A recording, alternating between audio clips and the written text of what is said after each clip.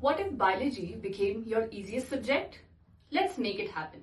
One concept at a time. This is just the beginning.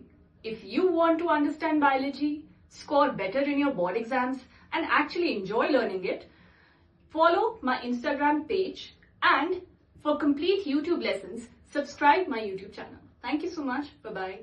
Hello everyone, आज हम बात करेंगे फैरिंक्स, ईसोफेगस एंड स्टमक की। So let's start. Pharynx, जिसको हम आम तौर पे गला या थ्रोट भी बोलते हैं।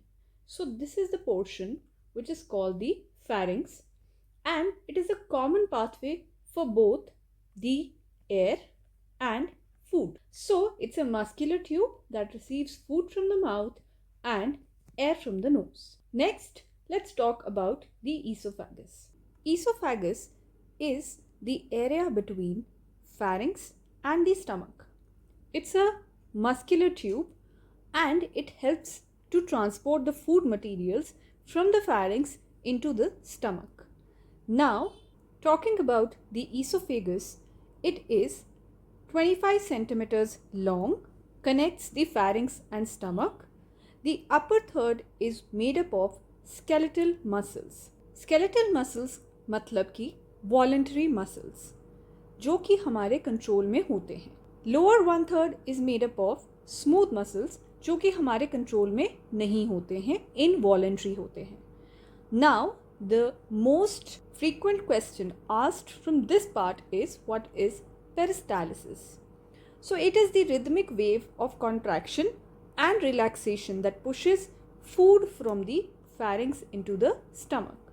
So basically, अगर हम एक सॉक्स अज्यूम करें और उसके अंदर एक बॉल ऑफ पेपर डालें और उसको दबाते रहें, तो ये जो बॉल है ये धीरे धीरे नीचे जानी शुरू हो जाएगी. तो हम जब प्रेस करेंगे ये नीचे जाएगी, फिर हम प्रेस करेंगे फिर ये नीचे जाएगी.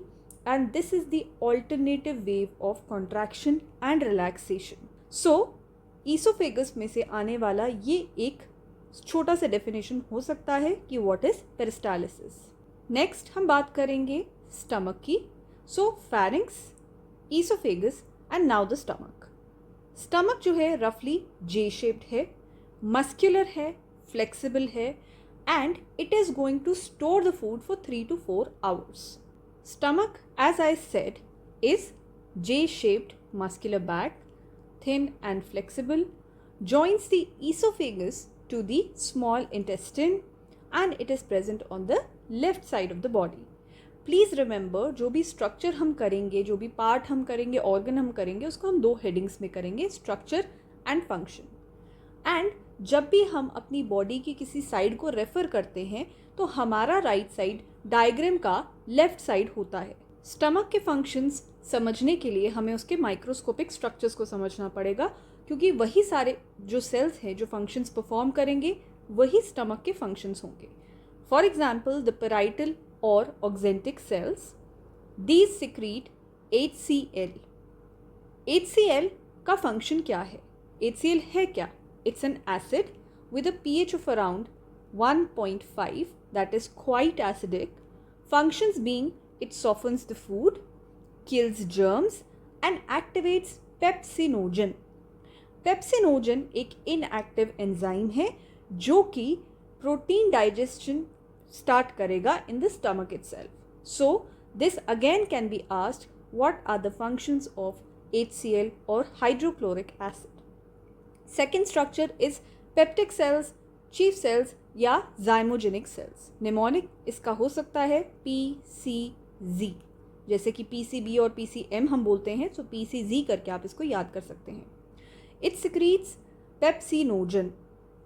Pepsinogen एक inactive enzyme है जो कि हेल्प करेगा या स्टार्ट करेगा digestion of proteins. Next are the mucus और गॉबलेट सेल्स. ये काफ़ी इंपॉर्टेंट रहते हैं क्योंकि दे सिक्रीट म्यूकस. अब इस म्यूकस का फंक्शन क्या है? बिकॉज HCl एक एसिड है तो वो स्टमक लाइनिंग को जलाता रहेगा, तो हमें एक ऐसी लेयर चाहिए जो कि स्टमक को प्रोटेक्ट कर सके, और वो बनाते हैं ये goblet cells, that is in the form of mucus. So the function of mucus is to protect the inner lining of the stomach by neutralizing the effect of HCl. I'm very sure everyone knows that acid plus base बनाते हैं salt and water. So यहाँ पर भी वही reaction हो रहा है. जो एसिड है वो HCl है, बेस यहाँ पे म्यूकस है, सॉल्ट एंड वाटर इस रिएक्शन में बनेगा. एंड ये रिएक्शन बहुत ही इंपॉर्टेंट है स्टमक की लाइनिंग को इंटैक्ट रखने के लिए. सो बेसिकली स्टमक में हो क्या रहा है, इसके अंदर प्रोटीन की डाइजेशन स्टार्ट हो रही है एंड मिक्सिंग ऑफ फूड हो रहा है. इसके अलावा killing of germs, softening of food and in total the food is going to stay here in the stomach for 3 to 4 hours. So आज के लेक्चर में हमने बात करी about the pharynx, the esophagus, the stomach, its structures and functions. In the next lecture, we will be talking about liver, pancreas and the other parts. So till then, thank you so much. Bye bye. See you.